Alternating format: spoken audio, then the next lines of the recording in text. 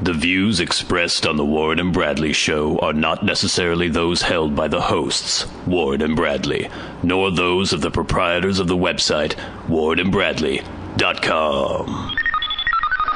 5, 4, 3, 2, 1, fire!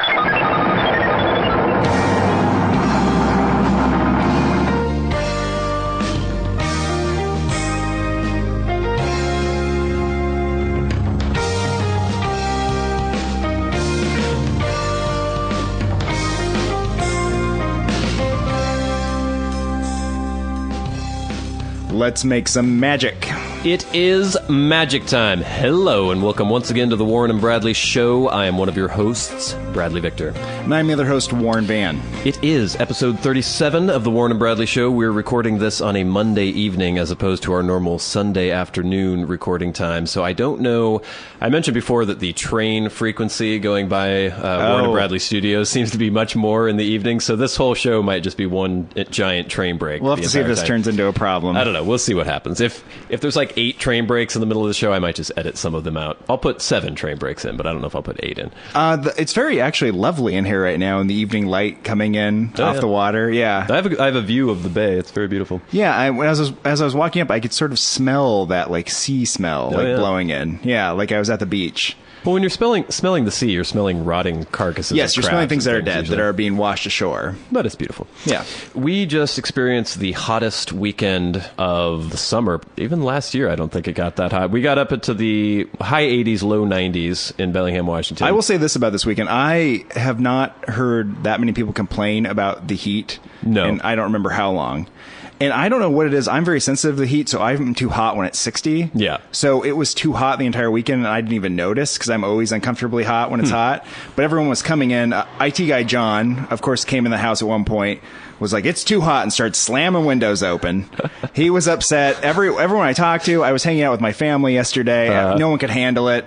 The dogs were just like rolling around, just breathing very hard. It was... Well, I love, it's all degrees and it's all relative to what you're used to. So here in Washington, we have nice summers, usually dry and sunny, but they're upper 70s, low 80s is about as hot as it gets here. When it gets into the high 80s, low 90s, people start freaking out and melting and going insane. People just, we're not prepared for it, too. No. We don't have the air conditioners that everyone else has, No. So nobody has air Nobody has an air conditioner because it never gets hot here. No. So when it does get hot, there's no way to handle it.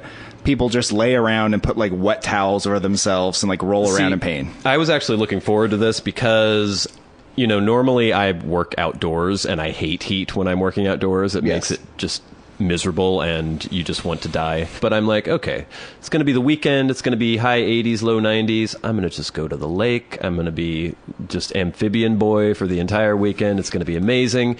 But of course, that did not happen. No, that can never happen. As you all know, I am poor. And that I've had a succession of shitty vehicles throughout the years. Yes. Because I buy cars like I'm buying a pair of shoes. Like I wear them long enough, and then once they're destroyed, I just get rid of them. Well, you're also buying cars they're coming to the end. You're catching them at the end of their life I buy what I call cycle. disposable transportation, where I don't want to spend a lot of money on a vehicle, and I don't want to put a lot of money into the vehicle, but I want it to be able to last for a few years at least, and then I'll just kick it to the curb and You're get another one. not concerned about resale value, let's say. Not at all. Because you'll probably drive the car until it like stops and then someone will tow it away. Yes, or it explodes, which happened to the last car. This one, I bought a Volkswagen, which I probably should not have done. No. Everyone makes that mistake, though. It was cheap, and I needed a car, and basically, last week, it started just stalling. And it's that beautiful thing that you love in cars where sometimes it'll do it, and sometimes it won't, and you don't know what's going to make it do it, or how to replicate this if you're trying to show somebody this is what's wrong with the car. Seemed fine to me. Like, just... And you never know. You're driving around just tense as fuck. When is my car going to just cut out in the middle of a busy intersection or on the freeway or something? And so this was happening intermittently throughout the week. And of course, me being the master mechanic that I am, I was doing all this research online, grasping at straws, like maybe it's this, maybe it's this. But it was to the point where it was still running, But then it got to the weekend, I was like, okay, I'm going to actually take it into an auto parts store and try to have them run some of the codes to see if they could figure out if there was some sort of faulty part or something. Oh, like do a diagnostic test? I didn't want to pay for anyone to do it, but I thought the auto parts stores, they want to sell you parts, so they'll do the diagnostic. They have those things at the auto parts stores? Well, Saturday comes along, I'm like, okay, I'll get this out of the way early in the day. It's already, 80 degrees by this point at like 10 in the morning. I'll get this out of the way, then I'll just go swimming. I'm going to go with some friends and go swimming. Stalled twice on the way to the auto parts store. That's not good. Finally made it to a different auto parts store that was closer. Wondering, maybe they'll have a diagnostic thing. They did not. Uh-oh. I was like, well, maybe it's the fuel filter. So I bought one at this auto parts store, crawled under my car, put a new fuel filter in, managed to puncture the fuel line at the same time I was doing it, so it was leaking gas everywhere. I was like, oh, shit. That did not help. I then got my car to restart, made it to the other auto parts store. They had the diagnostic machine, but not for a Volkswagen. Oh. So then it's like, what the fuck am I going to do? So I'm like, okay, I'm just going to drive my car home and I'll just park it. And on Monday, I'm going to go in first thing before work to a mechanic and pay for them to diagnose what's wrong with my car. So started driving home, stalled, got about another block, stalled, and would not restart. Luckily, a fat man was walking across the street, and he helped me push it into a parking lot. Oh. I convinced myself it was the ignition switch.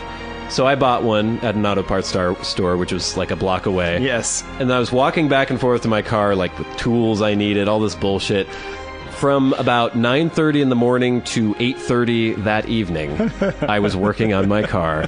I ripped the fucking steering wheel off, pretty much the entire steering column to get to the ignition switch. Had to, oh my fucking God, it was horrible. And I looked it up online later, like what the normal labor cost would be for putting an ignition switch in. It's like $400. Yeah. Like, okay, yes, I see that now. There was this fucking collar on the steering column that you're supposed to use a puller tool to pull off. Yeah. So there's this weird spider jaw thing that I rented from the auto parts store. It did not work. It would not work. I got like 3 different ones. I spent hours with this thing, sweat pouring down all over the place. My mom came at one point and was like trying to feed me soda. She's like, you're dying. Like, yes. And so I'm in this car with leather interior, and it's probably like 110 degrees inside the car. Didn't eat all day, didn't really drink anything all day, was just like crying with sweat. Nothing worked. Then Sunday, I tried a few more things for pretty much all day long. That didn't work. So then I finally spoke to another mechanic who assures me that he thinks he knows what's wrong. And so I ordered... That's quite the assurance, isn't it? Yeah, I think I know what's wrong. I'm pretty sure it's this. But I assure you, I think I know. I assure you, I think that I'm probably positive that perhaps this might be the exact thing. And so I ordered that, and I'm waiting for it to arrive. Anyway, so that's Carmageddon Part 2. Cars, huh? Yeah, and look at you there with no car. Feeling pretty smug, aren't you? As everyone knows, the Olympics are going on right now, so this is your Olympic update. Are they still on? Yes, they're still on. I believe they're going to go for 2 more weeks. I guess we don't have a theme. Okay, just a sec. Olympic update on the Warren and Bradley Show. So yesterday I watched some of the Olympics, and I watched some Greco-Roman wrestling. Ooh. And apparently they don't wear those ear guards when they do Greco-Roman wrestling. Really? Did they get cauliflower ears? Yeah, the guys had cauliflower ears. Ugh. So I don't know why they don't wear those guards. Maybe it's because it's the Greco version, and the Greeks were they didn't have too the manly plastics to wear the plastic build things. the guard. And I saw a little badminton, and I had the same discussion with a lot of people this week about the Olympics too. Yes. About the Paralympics. Yes. Which, is different than the Special Olympics. It's just for people that are physically disabled. Right. How do you have like a race in the Paralympics? How do you make it even? That's interesting. Nobody seems to understand this. So do they have the same people, like some guy's in a wheelchair, some guy's got a prosthetic, some guy, and they're all racing together? That's the thing. That can't be that way, though, right? I don't know. But what's the odds that you're going to get everybody that has the same exact disability, so the odds are even? Maybe the races are just between like 1 or 2 people every time. They have the 200-meter wheelchair, the 200-meter, Yeah, okay. If there are any Paralympics participants out there, write into a podcast at know anyone that's WarrenBradley.com. participated in the Paralympics, explain it to us, because no one I've talked to has understood this, and no one seems willing to look on the internet. Our first story in this Olympic update, Chinese diver Wu Mingjia's family reveal grandparents' death, mother's cancer, only after she won gold. Was this year in the Olympics? This just happened. This just happened. Yes. So there's this poor Chinese diver. She's been training for years and years to get into the Olympics. She goes through the Olympics. So did her parents and grandparents died. Grandparents died, and her mother got cancer. Her mother had cancer for years and didn't tell her. So this wasn't like this just happened. No, it didn't just happen. Coincidentally, after she won it. All these things have been happening to her family over the years. She's just been at like the training center diving all the time. Because they take you away from your family. She would like write a letter or whatever they do in China, and then they'd write back and like everything's fine. Yeah. Everything's fine, Wu. There's no problems here. And then she gets I'm sure there was some government censor there reading all their mail as well. And she gets off the podium after getting her gold medal for the motherland, and they just break all the news to her. And it kind of wrecks the fun of the Olympics so for her. Horrible. So now her winning a gold medal will forever be seared into her memory as the time where she found out the most horrible news about her family. So she can't look at her gold medal without remembering her dead grandparents being and her dead mother's and her cancer. cancer. Well, that's the weird thing, because it's not like they were doing it to protect her necessarily. They were doing it to protect China, so China would get their gold medal. If they were really concerned about her feelings, they would have given it a little bit more time. This is the fucked up thing about the Olympics, and I don't know how closely the International Olympic Committee monitors countries and how they train, and because I saw some documentary once. It was showing these Chinese girls who were training to be gymnasts. And yeah, when they're 4 or 5 years old, their local school, government minders come to their school and like, oh, she looks like she might have talent. She looks like she might have talent. They grab these people. They're hardly allowed to see their family because they're training for hours and hours and hours every day. Many of them will not make it onto the Olympics, but their entire childhood has been stolen from them as they're forced to do this. And they had this poor little girl who was there. Her dad would come every once in a while, and she was so happy to see her father. And all she could think about was qualifying for the Olympics. And I don't think she made it because this came out several years ago, and I tried to look up who was on the the Chinese team and did not see her name listed.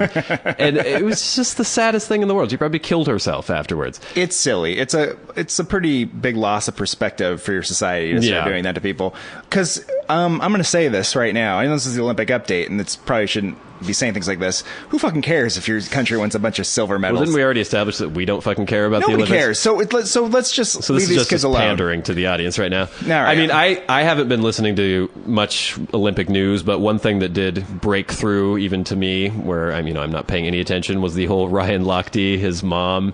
Yes. She was being interviewed on Today, and she's like, well, Ryan doesn't have time for a relationship. He just has one-night stands. Yes. And so there's this big furor over that. The interview became viral, and now Ryan Lochte is saying that his mother did not mean that actually she meant that he just goes on dates. Yes. For one night, and then fucks the girl, and then goes and never calls her again. Which sounds like something that you would say to cover up your mom's frank statement, but I actually think the mom probably meant he just goes on dates. Well, you've talked to your mom, haven't you? I've talked to my mom, and you've also talked to your mom, which... and if you talk to either of our moms, you know that sometimes they make mistakes. You have to sort of, like, translate what's coming out. You have to understand that maybe they don't understand what they're talking about. They hear the term one-night stand bandied about. They don't know what it means. They assume it means that you go out on a date to, like, the soda fountain. Right. And so... Well, yeah, if you ask my mom... Well, my mom would probably know what, like, hooking up meant or something, but I don't know about your mom. Would she? Who knows? They miss a lot of stuff. Yeah. So she was just saying this. She's not media trained. But that being said, Ryan Lochte probably does just have a lot of one-night stands. Well, here's his mom's clarification of the statement. She said, quote, "How innocent is that? All I wanted to say is that he's so sensitive about not wanting to hurt a girl dating.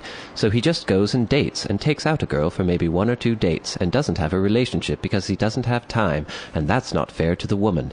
I thought that was sensitive, but then they turned it around. I'm so not used to this. What kind of mom is going to say that about her son having one-night stands, especially being a mom and having 2 daughters? That's true, yeah. That makes complete sense. Yeah. Because she would have to be kind of like really weird to say that if she actually meant what she said. The other Olympic news that I've actually heard this week is that there's a controversy over Serena Williams doing the crip walk after she won her gold. I didn't even know. I saw some YouTube video of her like doing a little dance after she won. I was like, okay, whatever. And apparently that's a crip walk. What is this? Many years ago, I worked in an inner city school with children in Old St. Louis. And everyone was doing the crip walk then, all the kids. So is it a dance or a walk? It's a dance. Okay. But you have to do this thing where you move your feet. I spent an entire year trying to do it. didn't get any closer. I don't know what it is. I literally was trying very hard. These kids were 6 years old, and they could do it very easily. I could not do it. If pasty Jufro white boy Warren starts running around inner city St. Louis doing the Crip Walk, what is going to happen to you? It's probably a good thing that you couldn't do the Crip Walk. No. It's just like a fun walk. It's a dance. It's not like something you do if you're a Crip. So why does it have some sort of gang-related thing, then? Because it's just like you throw it in there, everything's like cool and Then why are gangy. people pissed off about Sarita Williams doing it? Because it's probably a little urban. So? People don't like urbanness. Yeah, they do. It's like Not all a- our popular culture is urban Not now. the IOC. Yeah, I thought I don't it was know. Do you have tape of her doing this? Do we have a YouTube clip of her? Yeah, maybe we can I put would that like to watch online. her do it. So we're going to watch the All right. video. you guys can go to the website and watch the video as well. I'm sure you've already seen it. Or we'll put the link up or something. Yeah. Yep. Yeah, there it is. That's it. That's it? Yeah. Okay, so she just has her feet together and she's like bam, bam, bam from one side to the next. There's something with her you hands above her. Well, there's something you have to do where you put your heel down and your toe up when you do it. Right. And I don't know what. There's a trick to it. I bet I could do it. Okay. Well, we're gonna work. We'll see if you can do a Crip Walk. All right, we're not going to do that right this minute, but we'll report back to you. Warren will judge my Crip Walk and tell me if it's inner city enough. Let's do. And if you're looking for a medal count, you've come to the wrong podcast because we don't have that information for you. no fucking idea, That's not the kind of Olympic update we're going to do. and we don't really care. So my weekend didn't start out as horrible as it ended up. Well, that's good. Well, we all went out together on Friday. It was IT guy John's birthday. Oh, that's right. I remember that. Yes, it was. And, IT guy John, I'm sure he would rather have gone to like a Linux or Linux. How the fuck do you pronounce that? I'm not a nerd, so I don't know. Or a Unix convention. But we got him to come out to a bar. IT guy John is notorious for like trying to hide his birthday and have people forget his birthday. Yes. And last year we annoyed him by actually having a party, and I think that was a horror that he is not soon to forget. And so he made sure to tell everyone that nobody could have a party for him. But we did convince him to come out. So I was like, okay, I'm going to go out, see IT guy John, see some friends I haven't seen in a while. And so it was okay. I started walking. Actually, within that night, I had a Street Freak of the Week, which we'll get to later. Oh, I remember as you arrived. I couldn't talk about it because I had to save it for the podcast. But Yeah, I was very pleased by it. I was You quite. arrived at IT guy John's Yeah. gathering and said, I just had a Street Freak interaction. And I was like, this is very exciting. No, and it was good. It was a very good Okay, one. good. Well, I don't want to build it up too much now because people are going to be disappointed, but it was good. And then I had some, random douchebaggetry thrown at me as I was Yes. walking up as well. This time, okay, tell me what you think of this. I'm walking by a local bar where a lot of doofuses hang out in front of it often.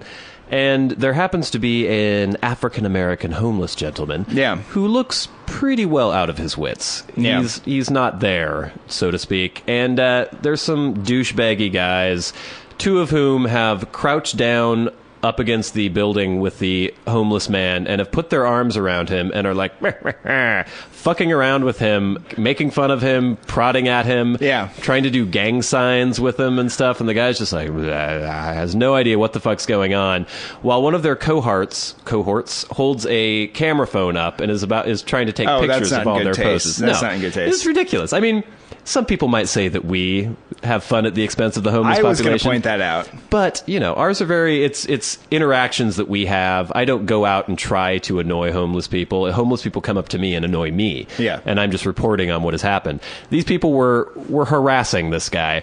And so he's trying to take a picture. I'm walking up the sidewalk. I'm like, okay, fuck these people. I walk in front of the guy who has the camera, and I hear a, "What the fuck? Did you see what that fucking guy just did? What the fuck?" Stepped into your picture of a homeless man. It's like, can you believe? So, but I've been complaining about how rude people are. Yeah. Apparently, me walking in front of their drunken, imbecilic, ridiculous behavior and making it ruin the picture they're Yeah. about to take with the semi-conscious, comatose homeless man was the height of rudeness, and they Yes. were just flabbergasted that I could do anything so completely rude.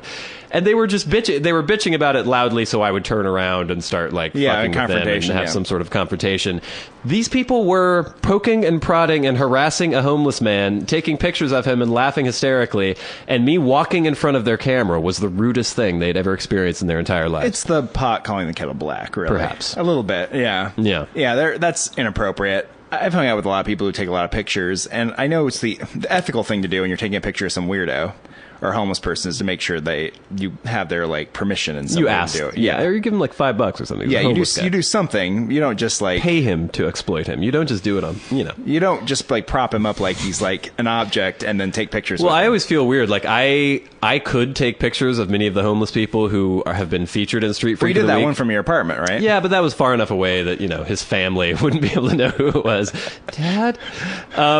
But, I don't take pictures because I think that is exploitative. Yeah, it is. It is exploitative. It's not. I mean, homelessness and drug abuse and like all these problems that we see on the streets, we make light of them because that's all you can do is laugh. If you don't laugh, you'll just cry. And I do every night. Well, that's about your life in general. But the night continued on. We had a good time with John. And all of you people had to go to bed, so you all left at like 11:30. Oh or yeah, midnight, that's right. I did so. that. I remember that. But I had a couple friends who were cool enough to go out with me a little longer, so we went to a couple bars. And as the night was wrapping up, now get this. I started walking home, Yeah. and I walked by a group of not the brightest young women in the Yeah. entire world. And they were having a debate about what song was at the beginning of the Muppet movie that Kermit was singing with the banjo. Yeah. And I heard this debate. And so as I was walking by, I was like, Lincoln oh, Douglas over here. Yeah, it's I'll do a little intense favor stuff. for him. And I was like, oh, it was the Rainbow Connection. Rainbow Connection? What's that? What? That's not the right song. I was like, no, it's the song.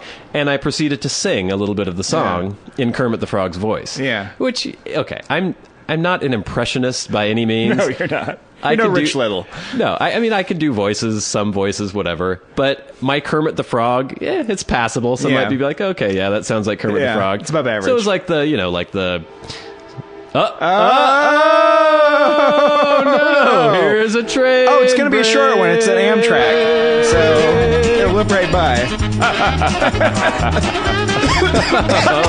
Ow. Lord.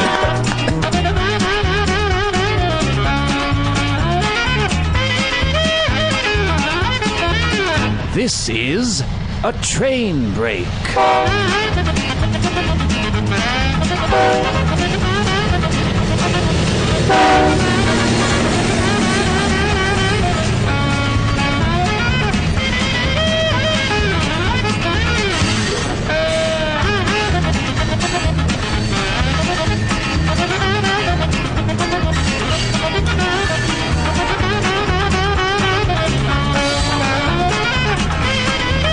That's what was I saying?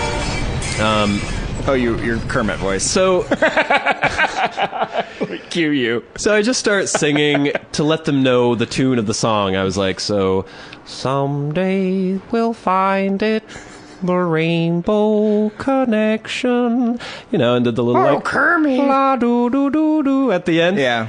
And one of the girls goes, wow, and just screams at the top of her lungs. She's like, Cheryl! Oh my God! gets her friend over. It's like, sing it again. I'm like, whoa, what's going on? They were amazed by Yeah. the amazing ability of my Kermit the Frog impersonation.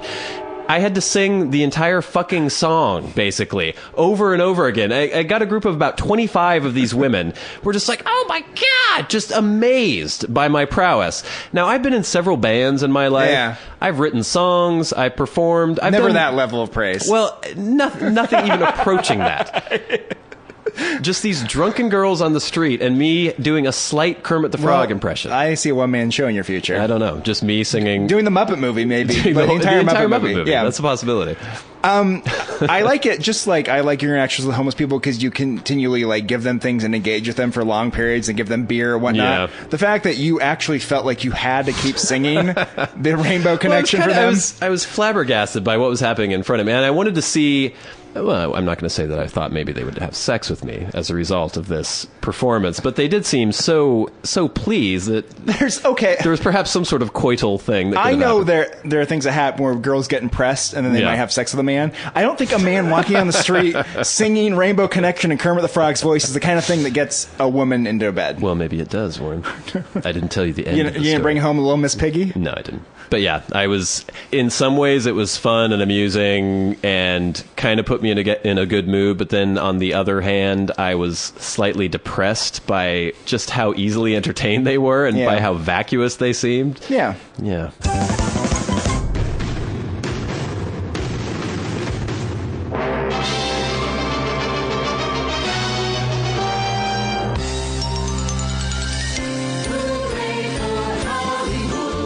Celebrity Minute on the Warren and Bradley Show.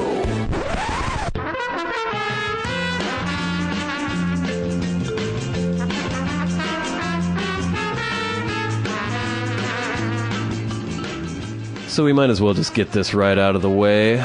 The major story from last week was the Kristen Stewart, Robert Pattinson cheating scandal. Yes. We still don't know for sure if they're breaking up. Apparently, Robert Pattinson has been hiding out on Reese Witherspoon's ranch. Why is that so hilarious? Is that true? It's true. So Reese Witherspoon just like has a ranch for like sad celebrities. They just gonna hang out there with the horses and stuff. I don't know, but it's a 7-acre, $7 million ranch in Ojai, California. And Reese Witherspoon is like, you're heartbroken. Come hide out here. He's been sequestered in this ranch. And apparently Kristen Stewart has been texting and calling, and he's just ignoring her. He's in a huff right now. I'm more interested in how these arrangements with Reese Witherspoon were made. I know. How do they know each other? I don't know. Have they been in movies together? That's that weird thing of, you're famous. Hey, I'm famous too. So it's just let's be friends. It's like being in a club or being in a gang or being like the alumni of a certain college. You're like, oh, you can come and hang out with me. I guess. You went to the University of New Mexico. Elton John was famous for this. He'd always like somebody who was, I don't know, had some scandal or was recovering from being an addict. He'd be like, oh, come on, love, come live in my house. And they would come to Elton John's place and he would take care of them. I don't know. Maybe Reese Witherspoon is trying the same thing. She's pregnant, so maybe she has some sort of maternal urge where she wants to baby Arpat. I don't know. Huh. But that's where he's been. Well, I guess there are worse places you can be. But the producers of I guess it is the last Twilight movie, Breaking Dawn 2, which is coming out soon, say that they are not going to scale back any of the publicity. There's still going to be all these appearances, all these red carpet walks. So we can only hope that something horribly awkward happens when all this breaks down. It's not going to hurt the box office. Oh, no, not at all. No. I wouldn't think so. No, it's Ellen Page. Oh, this is a sad, sad story. Oh, no, what happened? Ellen Page left shaken by Twitter threats. Oh, no. She's so cute and adorable. She is adorable. How could anyone threaten her? Well, that's probably why, right? She's like a little baby deer. Actress Ellen Page has turned to the police after receiving threatening messages via Twitter. The Juno star has filed a complaint with the Los Angeles Police Department after she was sent a series of menacing tweets in June.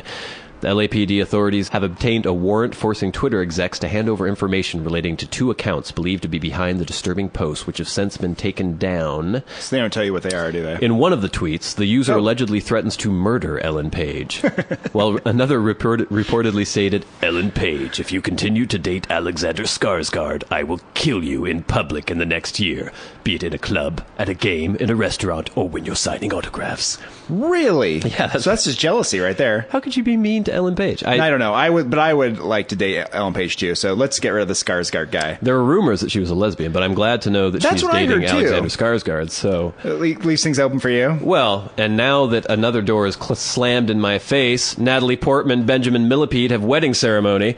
I'm gonna have to go for Ellen Page next, I think. Well, they already had a baby, right? Yeah, I guess they've already had it. This is the choreographer from Black Swan. Yes, a little Frenchy, dancey boy who she happened to marry. So it's more likely she would have gone for you than for me, then. Well, you could pull off Frenchy, dancey boy better than me, perhaps. But I also have a manly quality about me. I do you say that about where, yourself. That's nice of you to say. Well. I just heard you sing Rainbow Connection, so... Well, that was... Women seem to love that. You don't know anything about women, obviously. You just get yourself in front of Ellen Page and start singing that, and I'm sure she'll, fall right in line. And I actually had a text message today from a friend of ours... Yeah. Who saw me in my construction gear as I was walking around because I have no car that works, so I had to go to the post office and then I was walking home, and she was saying how sassy and sexy I look. Well, not sassy. She didn't say sassy. She said sexy. Stop the podcast. Stop it. Stop recording. Why? I want to know who this is. It was okay, good. Oh, I saw her today, too, on the street. Really? Yeah. Oh, yes. So my hopes have once again been dashed. Natalie Portman, I knew she'd had a baby with the guy, but that doesn't mean anything. And now that Kristen Stewart turned out to be a bitch and, just a Did you scarlet have any woman. Delusions that she might not be? No. Can't you just tell by looking at her? She always does look kind of pissed off. Oh, yeah. She looks like she'd be I'm kind difficult. of attracted to that. Well, we all are. Yeah. But at the same time, you don't have any, delusions about it. So they got married. They already have a son named Aleph. What the fuck? Aleph? Aleph. Aleph. Maybe that's a Jewish thing. The interesting thing is that they had a Jewish wedding ceremony, and I don't know if Monsieur Millipede has converted to Judaism or not, but if you are an adult convert to Judaism... Warren and I are both coughing up a lung in here. I don't know what's going on. I don't know if you know this, Warren, but if you're an adult male and you convert to Judaism, you have to get a circumcision. Really? And it's not like the go to the doctor's office, get some local anesthetic, get a circumcision. It's get a moil in here and have a bris. Well, and you're 35 years old and they chop off part of your penis without any anesthetic. Huh. Well, I wouldn't do that. Well, neither would I. Luckily, I'm already circumcised. So if I were to convert to Judaism, I'd just be, hey, Natalie Portman, you don't have to cut my penis off. There's no way that this guy did that. I doubt it. Well, I don't know if he even converted, but they had a Jewish ceremony, and usually they won't do that unless... Both people have to be Jewish to have a Jewish ceremony? I don't know, I'm talking out of my ass. I don't think that's true. I think you can do I'm just trying to find something wrong with him, because I know that eventually they'll have to be... I think the trauma to his penis will eventually cause him to leave the relationship. He'll take the kid with him, and then Natalie Portman will be open. This scenario seems unlikely. He's going to leave Natalie Portman... Because she forced him to have a circumcision. Take the child with him. Yes. And leave her open for you to wander up with your banjo and sing your song to her. Or perhaps Ellen Page, once I track down and capture the people who have been terrorizing her. And then you become the new person that's terrorizing her. Do not terrorize her. Terrorizing might be her. Don't terrorize wooing. her from the Warren and Brad I'll use my personal Twitter. Okay, please do that. Let's see. Elton John calls Madonna a fairground stripper. Says her career is over.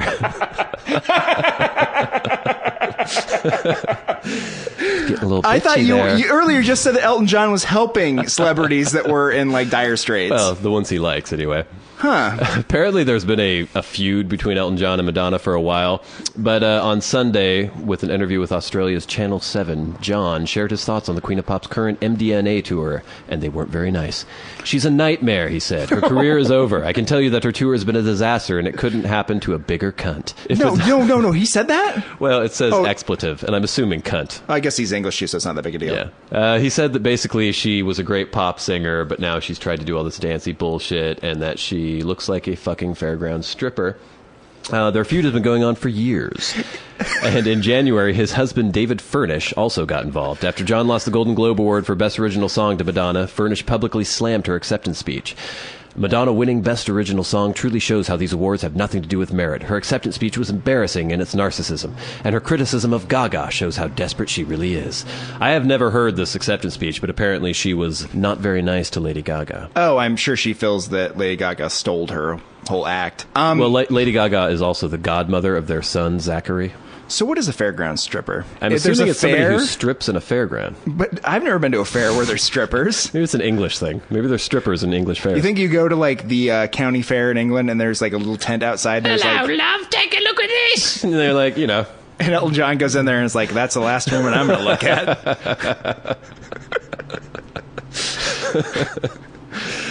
I hope they patch things up. Yeah, I don't know if that's going to happen. Our last story. Bollywood gets racy with Jism 2. Yes, Jism 2. A new film that will be released across India on Friday stars a hardcore porn actress. Her name is Sunny Leone, is her porn name, but it is not a pornographic movie. It just happens to be called Jism 2. So it's just a weird translation that makes it Jism 2. Apparently, Jism means body. See, it's a very confusing story because it's like the title says porn, but then you find out it's not a porn, but then you find out it's a porn actress doing a mainstream movie. Apparently the actress Sunny Leone is her parents were born in India, and I think they emigrated to Canada at some point, and so she's been making American porn movies. But now somehow, for some reason, she's been cast in this Bollywood film, which is not a porn film, but there's been a huge backlash in India because traditionally India has been a very conservative society.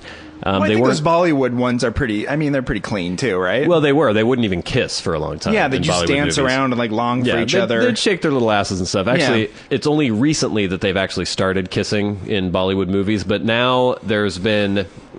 things are loosening up a little bit. People are starting to consume more Western culture.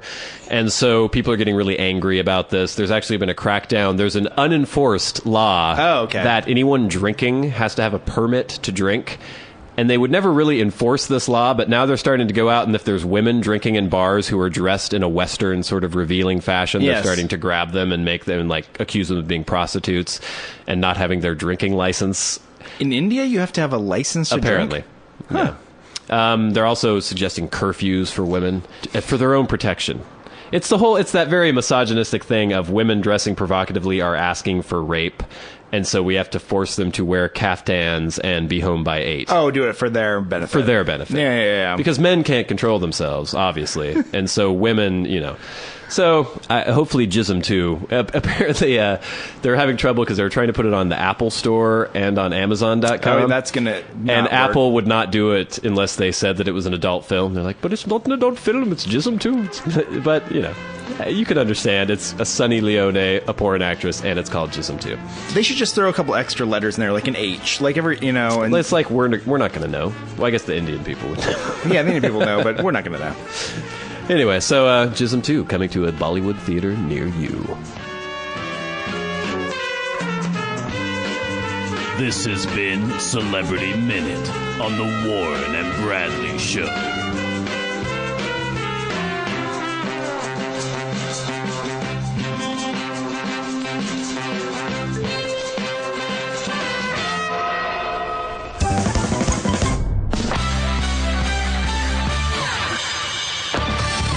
They wander the streets, scavenging for loose change and discarded cigarette butts.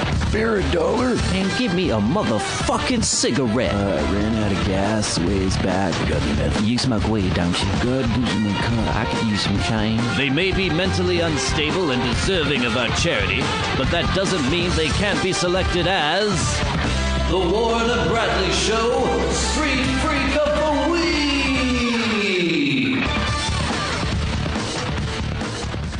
So, earlier in the program, I mentioned that while going to attend IT Guy John's birthday celebrations, I experienced an excellent Street Freak of the Week, and I was not able to share it with any of you at the party because I didn't want to ruin it before the podcast happened. We save things for you guys, people. I don't know if you understand this or not, but there's things that I want to tell Warren about during the week, but I will not because I think it might be good podcast fodder, and I don't want to ruin the spontaneity. Yeah. Mm-hmm. So that's the sacrifice. That's why the podcast is so good, in case you're wondering. Yes. So I was walking downtown, and I saw a homeless gentleman shuffling about, kind of, my peripheral vision, wasn't paying that much attention to him.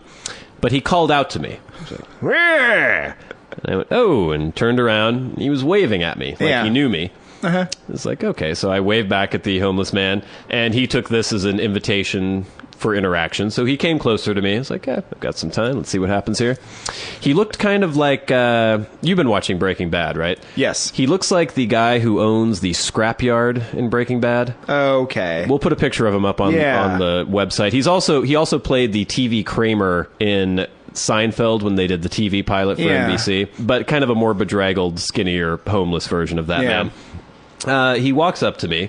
He's like, "Oh, going downtown tonight, huh?" Like, Oh, yeah. yeah. He knows what's up. Yeah. He's like, "I'm going to meet your girlfriend." I'm like, no, I don't have a girlfriend. And he went, "I'm going to meet your boyfriend." And just started laughing in this strange, like, sort of seizure type way. I was like, no, I'm not gay. And he's like, "Oh, you going to meet a lady?" "It's possible. I don't know. You never know what can happen, huh?" And he's like, and starts laughing. So we're like, all right, yeah. We have You guys got a good rapport we going. got some camaraderie here. Yeah. We're men. So I'm like, okay, this is what's happening here. He's just, he wanted, I've noticed this thing a lot with the homeless people is that they want to talk to normals every once in a while. And they're very pleased if the normals treat them as though they actually are part of society. Yeah. I know what you're saying. Not like you're talking to a baby or something. Yes. So, he's ribbing me a little bit. I'm giving it back. But then he goes, "There's something wrong with my toe." And this is just out of nowhere. Yeah. I'm like, "Oh, really? What? Did you injure your toe?" I don't know. I woke up and my toe hurt. I think there's something wrong with it. Uh-oh. Okay. Well, I can't see your toe right now. No, he's not going to get your toe out for you, is he? He had these kind of canvas Ked type flats, very bedraggled. Like, yeah, my toe, it just really hurts. Sort of limping every once in a while. Okay, the toe hurts. Takes the shoe off. Oh, no. Oh my fucking God. Have you ever seen gangrene before in your life? Only on TV. It was the most infected thing I had ever seen in my entire life. I had one point in my life I had crushed one of my toes under a heavy weight, and I just kind of let it be. And after a couple weeks, it swelled to thrice its size, and my whole foot was like hot and red and puffy. Yeah. And this line of red started traveling up my leg. It's like, oh shit! So I got a scalpel and cut it open and drained it all out and fixed it all up. This was purple, green, bluish, giant toe. His big toe was the size of probably half of my foot. Oh, Jesus. It was gnarled up and crammed into this shoe. There was like pustulence, weird blood and ooze dripping out of it all over the place. It looked like it should not be attached to his body anymore. It looked like it should be severed immediately, burned immediately, and buried in a graveyard somewhere. He was walking around fairly normally. I mean, he was kind of doing the homeless shuffle, but he wasn't like, oh my God, you would think he would be just screaming in pain with every step he took on this toe. It was insane. And so I went, as I saw the toe and said, oh, wow, you should probably get that looked at. Of course, I guess homeless people can just go into the emergency room, perhaps? If you go into an emergency room or any sort of place where they provide care, they'll give him care. Yeah, they will. The problem is getting him to actually go inside of that building. So I told him, you need to go to a doctor for that. Yeah, go to the emergency room. Well, you think so? Yes, it looks very bad. It looks very bad. You might lose that toe. Yeah. And I'm sure he just went and got drunk somewhere and fell asleep in an alley. Yeah, and it's possible they'll just have a fucked up toe for a long time, or maybe it will get really bad and he'll die from it. I've seen things like, okay, that's... You broke your finger and you didn't have it set, and it's kind of mangled and weird, but it still works. That toe's not going to heal. That toe's coming off. One way or another? It's either a surgeon's going to take it off or it's going to fall off. I don't even know if there was still any life left in the toe. I mean, I guess there was all the purple pus and everything, so maybe there was something still going on. Yeah. It was horrifying. This Street Freak of the Week is a real downer. Well... It just went from like... It's kind of funny. It started and then it got like gross at the end. Well, it's gross, but... Then it got tragic because we don't know what happened to him. Yeah. He'll be fine. They'll all be fine. I think when they get to a certain point where they just collapse, I think somebody comes along and, collects them. Don't they? Don't they have radio collars on or something and the people come out? There's like a garbage man that just goes around and picks up the dead homeless people. No, not dead, but like when they get to the point where they can't shuffle around and beg for coins and get illicit alcohol. Yes. At some point, if someone's like, if they don't die in a corner and they're on a street and they're obviously in pain, the police will come or an ambulance will come and take them to like emergency room. Yeah, it's probably fine. What are you going to do?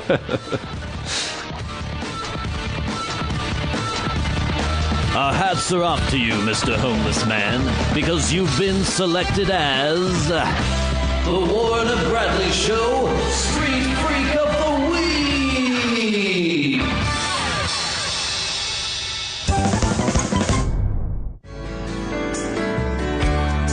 They say things that don't make any sense, and then they do things that make even less sense than the things they said that didn't make any sense. Oh, they want you to buy them fancy jewels, but when you give it to them, they say you're a fool. Whoa, whoa, whoa, whoa, whoa. 'Cause that's how women are.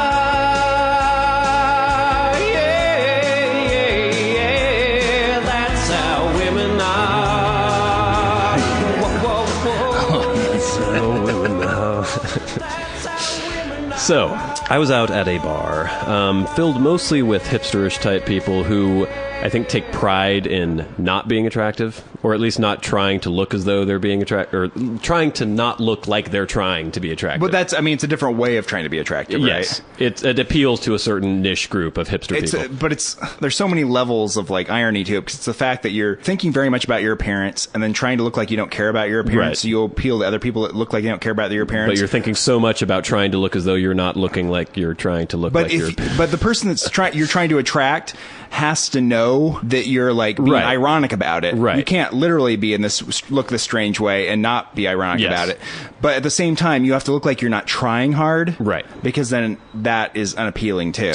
So basically, yes, I was in a bar filled with people who were purposely trying to look ugly, but trying to look as though they were purposely looking ugly in an ironic way to attract other people who were purposely looking ugly in an ironic Yes. way. But at one point in the night, a group of like collegey, probably a little older than college age, but very normal, you might Yes. say, walked in, and of course, you know, the bar goes quiet for a minute, and everyone's like, looks over, because they're wearing dresses and high heels, and that very... They're probably out the dance club across the alley. There is a mainstream dance club across the alley from the hipster bar.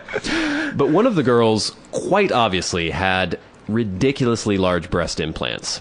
Ugh. And she was wearing a very low-cut dress that showed lots of cleavage. Yes. And her gigantic round pustules were just protruding from her dress. And, you know, even though all the other hipsters were making fun of them under their breath because they look so normal, like, oh, these skanky, conventional women, I was just so horrified by the breast implants. And when I lived in Los Angeles, they were everywhere. You would just see them constantly. You could not imagine how many people had breast implants.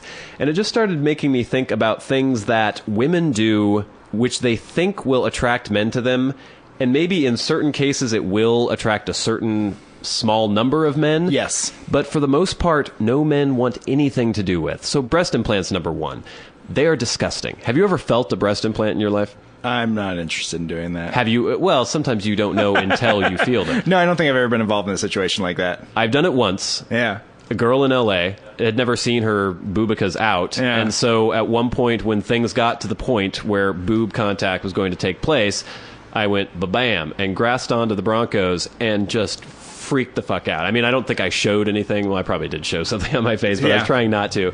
They felt exactly the way you would think they would feel. Yeah. They feel like things of plastic filled with silicone. Yeah. Just kind of hanging around under somebody's skin. It's disgusting. I love breasts. I think breasts are amazing.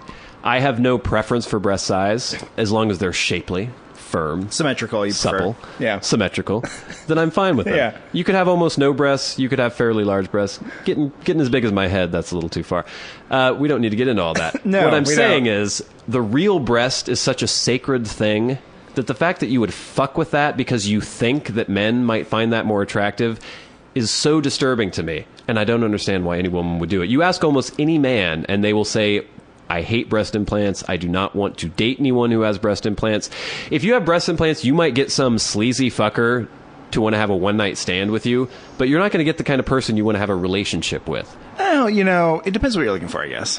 Do you think the people that get the breast implants actually end up with the kind of people they want to get? I don't know. Or you think it's just something they do that they think is going to enhance their attractiveness? Well, it's the that same fails? thing. It's the same thing with women who dress in a very skanky manner. Yeah. Being really, really revealing. And I mean, I'm guilty of it sometimes too, where I'll see a girl who, well, you know, she's like, you don't dress in a skanky manner. No. Okay. I see.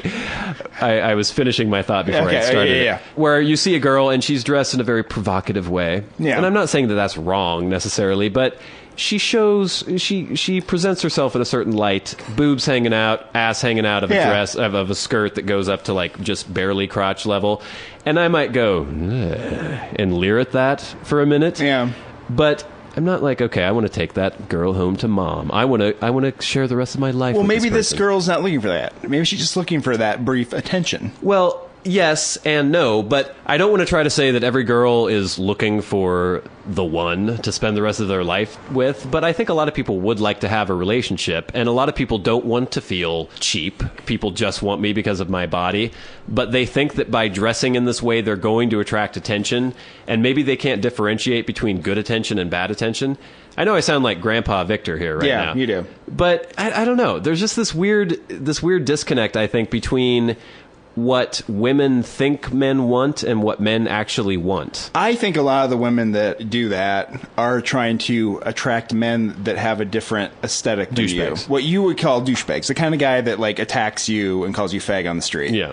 That's the kind of guy they're looking for, and they want to like hang out with that guy. Do they really want that guy, or Yeah, that's what are they want. just like so a part of mainstream culture that they think that's what guys are? Guys are those guys. Well, to them, those are guys. Yeah. And those are the guys they want, and those are the guys their friends want, so that's what they're going for. But even the douchebags don't really like breast implants. But what you're doing... And even the douchebags wouldn't want to date the skanky girl. They just want to fuck the skanky girl and then, like, make fun of her and talk about what a skank she was afterwards. Well, maybe that's what in a sense, maybe that's what they're looking for. They're looking for You think that's what the girl wants? More of a real-world type lifestyle. Yeah. More of just, like, a crazy, I look like a stripper, I hang out with the weird meathead guy that calls people fags and beats them. Yeah. And then we have this dramatic relationship, and that's how I live my life. What you're doing is, and I agree with you, is you're arguing against that choice of lifestyle. Yeah.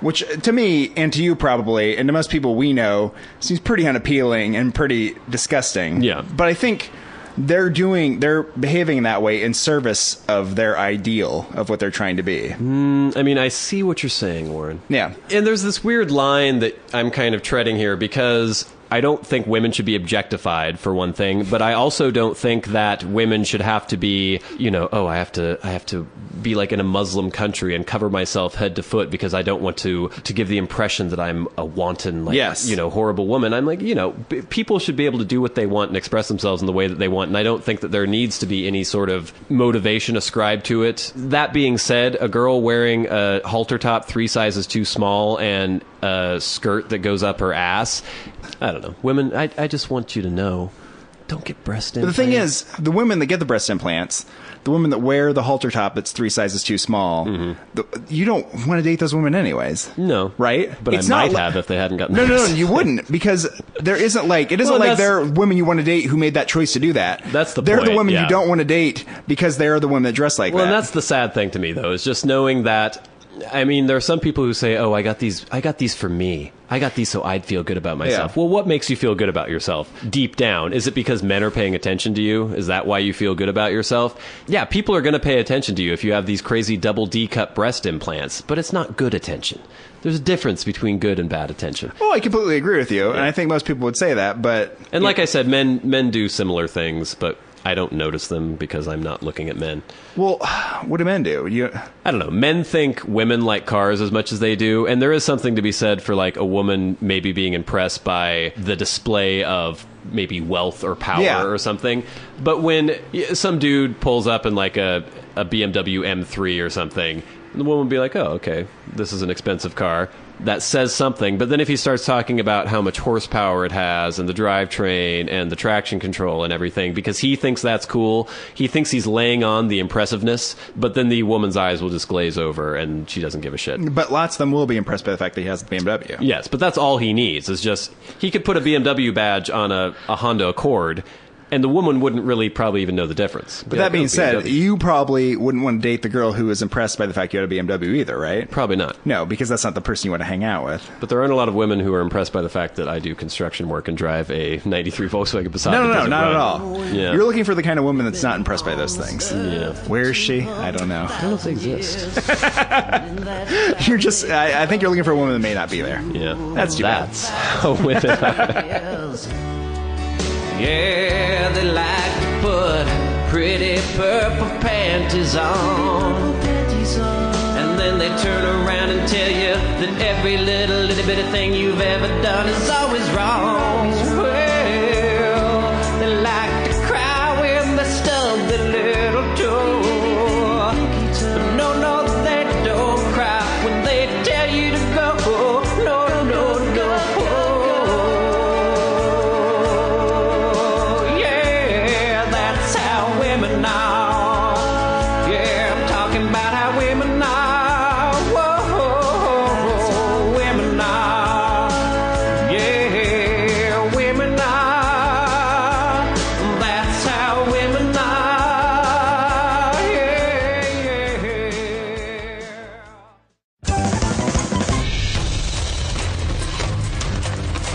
This has been the Warren and Bradley Show, brought to you by Warren Van and Bradley Victor.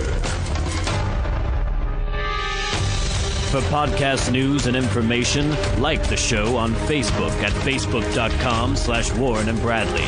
Follow the show on Twitter at Warren and Brad. Subscribe on iTunes and leave a review. For episode archives and episode pictures, go to warrenandbradley.com. And to contact the show, write to podcast@warrenandbradley.com.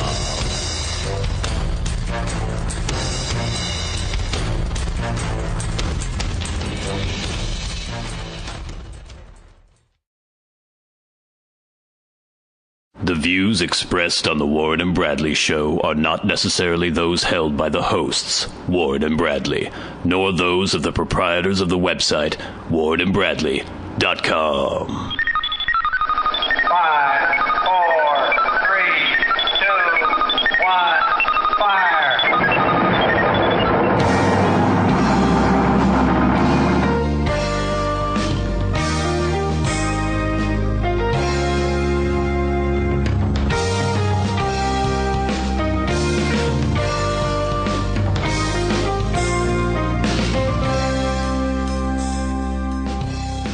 Let's make some magic. It is magic time. Hello, and welcome once again to the Warren and Bradley Show. I am one of your hosts, Bradley Victor. And I'm the other host, Warren Van. It is episode 37 of the Warren and Bradley Show. We're recording this on a Monday evening as opposed to our normal Sunday afternoon recording time. So I don't know. I mentioned before that the train frequency going by Warren and Bradley Studios seems to be much more in the evening. So this whole show might just be one giant train break. We'll have to see if this turns into a problem. I don't know. We'll see what happens. If there's like 8 train breaks in the middle of the show, I might just edit some of them out. I'll put 7 train breaks in, but I don't know if I'll put 8 in. It's very actually lovely in here right now, in the evening light coming in off the water. Yeah, I have a view of the bay. It's very beautiful. Yeah, as I was walking up, I could sort of smell that like sea smell blowing in. Yeah, like I was at the beach. Well, when you're smelling the sea, you're smelling rotting carcasses. Yes, you're smelling things that are dead, usually, that are being washed ashore. But it's beautiful. Yeah. We just experienced the hottest weekend of the summer. Even last year, I don't think it got that hot. We got up into the high 80s, low 90s in Bellingham, Washington. I will say this about this weekend. Anything all day was just like crying with sweat. Nothing worked. Then Sunday, I tried a few more things for pretty much all day long. That didn't work. Huh. So then I finally spoke to another mechanic who assures me that he thinks he knows what's wrong, and so I ordered... That's quite the assurance, isn't it? Yeah, I think I know what's wrong. I'm pretty sure it's But this. I assure you, I think I know. I assure you, I think that I'm probably positive that perhaps this might be the exact thing. And so I ordered that, and I'm waiting for it to arrive. Anyway, so that's Carmageddon Part 2. Cars, huh? Yeah, and look at you there with no car. Feeling pretty smug, aren't you? As everyone knows, the Olympics are going on right now, so this is your Olympic update. Are they still on? Yes, they're still on. I believe they're going to go for 2 more weeks. I guess we don't have a theme. Okay, just a sec. Olympic update on the Warren and Bradley Show. So yesterday I watched some of the Olympics, and I watched some Greco-Roman wrestling. Ooh. And apparently they don't wear those ear guards when they do Greco-Roman wrestling. No, do they get cauliflower ears? Yeah, the guys had cauliflower ears. Ugh. So I don't know why they don't wear those guards. Maybe it's because it's the Greco version, and the Greeks were they didn't have too the manly plastics to wear the plastic build things. the guard. And I saw a little badminton, and I had the same discussion with a lot of people this week about the Olympics too. Yes. About the Paralympics. Yes. Which, is different than the Special Olympics. It's just for people that are physically disabled. Right. How do you have like a race in the Paralympics? How do you make it even? That's interesting. Nobody seems to understand this. So do they have the same people, like some guys in a wheelchair, some guys got a prosthetic, some guy, and they're all racing together? That's the thing. They can't be that way, though, right? I don't know. But what's the odds that you're going to get everybody that has the same exact disability, so the odds are even? Maybe the races are just between like 1 or 2 people every time. They have the 200-meter wheelchair, the 200-meter, this auto parts store, crawled under my car, put a new fuel filter in, managed to puncture the fuel line at the same time I was doing it, so it was leaking gas everywhere. I was like, oh, shit. That did not help. I then got my car to restart, made it to the other auto parts store. They had the diagnostic machine, but not for a Volkswagen. Oh. So then it's like, what the fuck am I going to do? So I'm like, okay, I'm just going to drive my car home and I'll just park it. And on Monday, I'm going to go in first thing before work to a mechanic and pay for them to diagnose what's wrong with my car. So started driving home, stalled, got about another block, stalled, and would not restart. Luckily, a fat man was walking across the street, and he helped me push it into a parking lot. Oh. I convinced myself it was the ignition switch. So I bought one at an auto parts store, which was like a block away. Yes. And I was walking back and forth to my car, like with tools I needed, all this bullshit. From about 9:30 in the morning to 8:30 that evening, I was working on my car. I ripped the fucking steering wheel off, pretty much the entire steering column to get the ignition switch. Had to, oh my fucking God, it was horrible. And I looked it up online later, like what the normal labor cost would be for putting an ignition switch in. It's like $400. Yeah. Like, okay, yes, I see that now. There was this fucking collar on the steering column that you're supposed to use a puller tool to pull off. Yeah. So there's this weird spider jaw thing that I rented from the auto parts store. It did not work. It would not work. I got like 3 different ones. I spent hours with this thing, sweat pouring down all over the place. My mom came at one point and was nice. trying to feed me soda. She's like, you're dying. I'm like, yes. And so I'm in this car with leather interior, and it's probably like 110 degrees inside the car.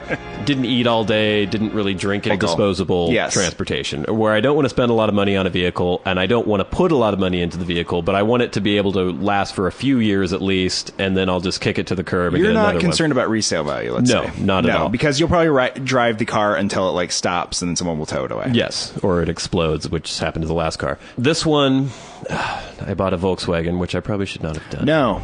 Everyone makes that mistake, though. It was cheap, and I needed a car, and basically, last week it started just stalling. And it's that beautiful thing that you love in cars where sometimes it'll do it, and sometimes it won't, and you don't know what's going to make it do it, or how to replicate this if you're trying to show somebody this is what's wrong with the car. Seemed fine to me. Like, just, And so, and you never know. You're driving around just tense as fuck. When is my car going to just cut out in the middle of a busy intersection or on the freeway or something? And so this was happening intermittently throughout the week. And of course, me being the master mechanic that I am, I was doing all this research online, grasping at straws, like maybe it's this, maybe it's this. But it was to the point where it was still running.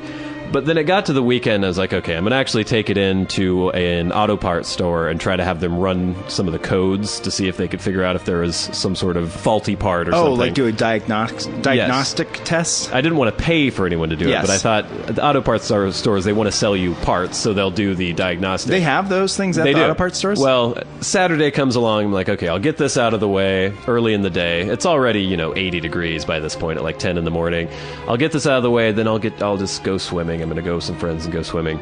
Stalled twice on the way to the auto parts store. That's not good. Finally made it to a different auto parts store that was closer. Wondering, maybe they'll have a diagnostic thing. They did not. Uh-oh. I was like, well, maybe it's the fuel filter. So I bought one. I have not heard that many people complain about the heat. No. And I don't remember how long. And I don't know what it is. I'm very sensitive to the heat, so I'm too hot when it's 60. Yeah. So it was too hot the entire weekend, and I didn't even notice because I'm always uncomfortably hot when it's hot. But everyone was coming in. IT guy John, of course, came in the house at one point, was like, it's too hot, and started slamming windows open. He was upset. Everyone I talked to, I was hanging out with my family yesterday. No one could handle it. The dogs were just like rolling around, just breathing very hard. It was... Well, I love, it's all degrees and it's all relative to what you're used to. So here in Washington, we have nice summers, usually dry and sunny, but they're upper 70s, low 80s is about as hot as it gets here. When it gets into the high 80s, low 90s, people start freaking out and melting and going insane. People just... Well, we're not prepared for it, too. No. We don't have the air conditioners that everyone else has, No. So nobody has Nobody has an air conditioner because it never gets hot here. No. So when it does get hot, there's no way to handle it. People just lay around and put like wet towels over themselves and like roll around in pain. I was actually looking forward to this because... normally I work outdoors and I hate heat when I'm working outdoors. It makes it just miserable and you just want to die. But I'm like, okay, it's going to be the weekend. It's going to be high 80s, low 90s. I'm going to just go to the lake. I'm going to be just amphibian boy for the entire weekend. It's going to be amazing. But of course, that did not happen. No, that can never happen. As you all know, I am poor. And that I've had a succession of shitty vehicles throughout the years. Yes. Because I buy cars like I'm buying a pair of shoes. Like I wear them long enough, and then once they're destroyed, I just get rid of them. Well, you're also buying cars that they're coming to the end. You're catching them at the end of their life. I buy what I call